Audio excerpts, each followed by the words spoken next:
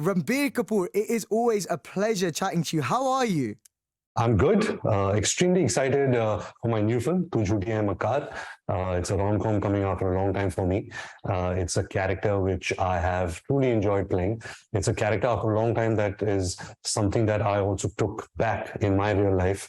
A lot of people have this perception that I'm playing a game of Casanova or something. It's none of that sort. I play an Ashik actually. I play the character of Mickey, who is obsessed with his family, with his parents, with his dadi, with his sister, his brother-in-law, his niece. He's somebody who believes in true love. He's somebody who understands relationship dynamics really well.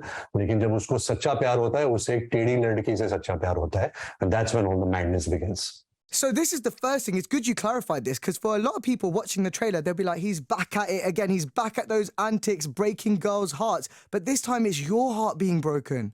Badly. How does that feel? Actually, getting your heart broken on screen is a great part to play. I've always loved the heartbroken parts. Of course, this is in the garb of comedy. You know, it's not like an intense heartbreak love story like the few of the ones that I've done before. So this is really just a hilarious take on relationships, on heartbreak, and a lot of fun and a lot of comedy behind it. You know, Ranbir, you know, the majority of people watching or listening to this will think that Ranbir's heart has never been broken in real life. But has Ranbir's heart ever been broken in real life? Of course, it's not humanly possible. You know, the heart is such a fragile thing that sometimes a lot of introverts find it very hard to kind of speak about their heartbreaks, even to people close to them. But it's not humanly possible to not let your heart break. Your heart can break multiple times, you know, and people will not know about it. In this film, the title itself I find fascinating because I want to know from you if you ever think it's acceptable to lie or be sly. Tu Jhoothi Main Makkaar, is it ever reasonable or acceptable to tell a white lie or to be sly? Well, in life, you kind of have to maneuver you know, your relationships. When I say relationships, it doesn't only mean your partner. It could be your parents, your children, your friends. And sometimes, you know, a truth does more harm than a white lie. Yes, the truth always should be your priority because that's when, you know, it's harder to say the truth, but, you know, things get into perspective faster and in a better way. But sometimes a white lie is always nice. You know, it's sometimes a lot of people have to kind of dissolve their ego to say a white lie because to say a truth, you could be hurting someone, but just the fact that you don't want to hurt someone and you're saying a white lie, there's a lot of selflessness in that too. So it's not a selfish thing. So when was the last time Ranbir Kapoor told a lie? I'm sure I do it all the time. I mean, I must have done it to the marketing team right now. As long as you haven't lied during this interview so far, I'm happy with that. You're my, you're my guy. Thank you, man. You know, I want to say a big congratulations to you as well, because since the last time I spoke to you, you've become a dad. So congratulations on that. How is that Ranbir that I spoke to you about 7 months ago? It was around the time of Shamshira, different to the Ranbir today. And I don't mean the obvious stuff like less sleep, you know, this new grown emotion, but just generally, how is Ranbir different? You know, nothing matters anymore and everything matters also. You know, it's such a new emotion. It's something which I am so scared to even talk about because it fills you up so much that you have this fear that will this go away? But in the back of my mind, I know that this is one thing which is going to eternally live with me till the day I die. The love, the joy and the gratefulness that I feel. I haven't really felt that towards anything, any person, any career, anything professionally, any movie, any part. It's just the greatest thing ever. Yeah, you know what I also think is really interesting is most people put on weight after they become a dad, right? You know what a dad bod is, right? People put on to get a little belly. You've become chiseled, your jawline, I know it's buried in the beard right now, but I've seen your jawline is sharper, you're looking ripped. How are you not turning into a dad bod right now? That's what I want to know. I can't afford to because it's an occupational hazard.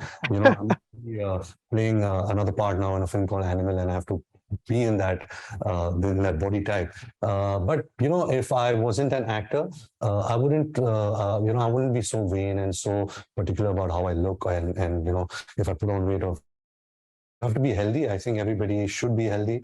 You should sleep well, you should eat well, but you should enjoy a bit in life. Actors are starving fools. Like every actor is unhappy is only because they don't get the food that they want to eat.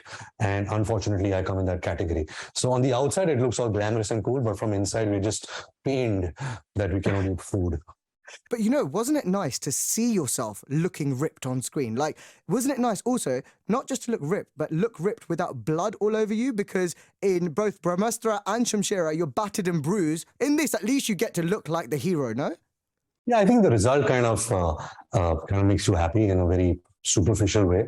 But I know every time I see it, I know how much I've starved. I know how much I've had to work out, with less sleep and all of that. So there's a lot of sacrifice behind it. And it feels nice, when somebody compliments you about it because you have put in a lot of hard work behind that. When you do two films, right, like Brahmastra and you do Tu Jhoothi Main Makkaar back to back, both, I know Brahmastra took a lot longer, but the result is the same, 3 hours on the big screen or 2.5 hours on the big screen.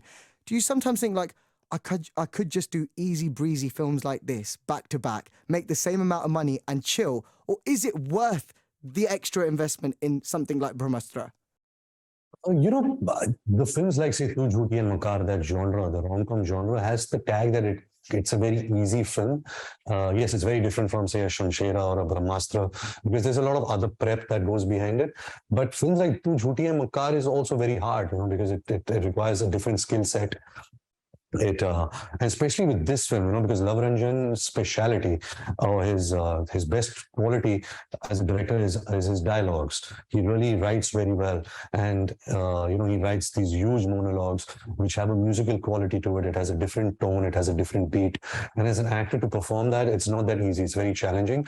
So this film has been very challenging in that aspect. In other aspects, physically also, because when you do rom-coms, you kind of have to look a certain way, you have to be a certain way. So this is not an easy genre for sure. I think the genre that I have probably done would probably be Barfi, because Barfi had no dialogues. It was something which was just playing dumb charades on set. So I think Barfi has by far been the easiest film that I've done so far. People will be in shock when they hear that. People will be in shock because it's one of your finest performances. Before I go, Show Me the Tumka is my track of the week on the BBC Asian Network this week. I love the song. I think it's great. What would you like to say about Show Me the Tumka? Well, Show Me the Tumka was a song which the first thing that I remember is that we shot this during a heat wave. So when you ask an actor about something, they go back to how we did the song, and it was 10 days of complete torture. I was wearing this kurta with this mirrored thing, which was very starchy, and it was boiling hot, and you have to kind of look good in front of the camera, but as you're calling cut, you're sweating and your hair has gone flat and your makeup is getting wiped out. But a lot of fun because Ganesh Acharya, he choreographed it. Me and Shraddha had a blast while shooting this song because it had that musty quality. It kind of reminded me of that Dilli Wali Girlfriend vibe, which I hadn't done for a while. It's been 10 years since I did a song like that. So a lot of fun, and I'm really happy that people are enjoying it. My mother loves the song, and she is someone who's very critical about music, especially. So I'm glad that, it's appealing to that audience also. And you definitely got leg day in that day because your squats you did a good thigh workout during that move. That particular step where I'm lifting her up and putting her this side, it looks hard, but it's not that hard actually. There's some physics involved, because Shraddha had to really kind of be very strong in her core.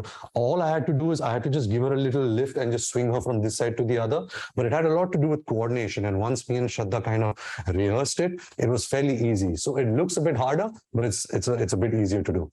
Yeah, you're making it sound like a cakewalk, but it looks amazing. Ranbir, I'll do it with you. I'll lift you from this side to the other side. I'm lighter now. We can do it. It's fine. Ranbir, it's been an absolute pleasure. Thank you so much, and all the best of luck with the release. Thank you, man. Wish you all the love and luck yourself, and I'll see you at the movies. See you soon. Take care. Bye-bye.